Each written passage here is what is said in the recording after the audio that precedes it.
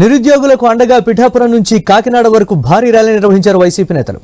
ఈ ర్యాలీకి మాజీ ఎంపీ వంగా గీత నేతృత్వం వహించారు. వైసీపీ యువజన విభాగం ఆధ్వర్యంలో కాకినాడ కలెక్టరేట్ ముట్టడికి యత్నించారు.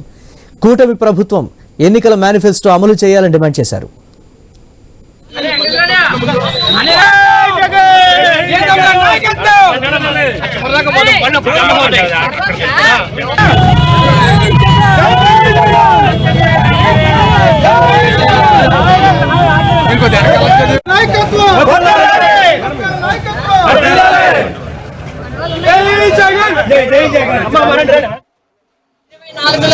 ఎన్నికల అనంతరం కూటమి ప్రభుత్వం వచ్చినప్పటి నుంచి కూడా ఈ సంవత్సర కాలం పథకాలు అమలు చేస్తారని చెప్పి ప్రజలందరూ ఎదురు చూశారు.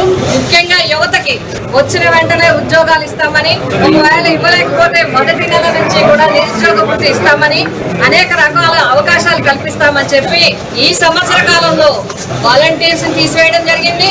అదేవిధంగా మరి రేషన్ వ్యాన్స్ రద్దు చేయడం ద్వారా వాళ్ళకు ఒక ఇంచుమించుగా సుమారు 20,000 కుటుంబాలకి రోడ్డును పడివేయడం జరిగింది. డిఎస్సి కూడా కాంట్రవర్షియల్ అయ్యింది.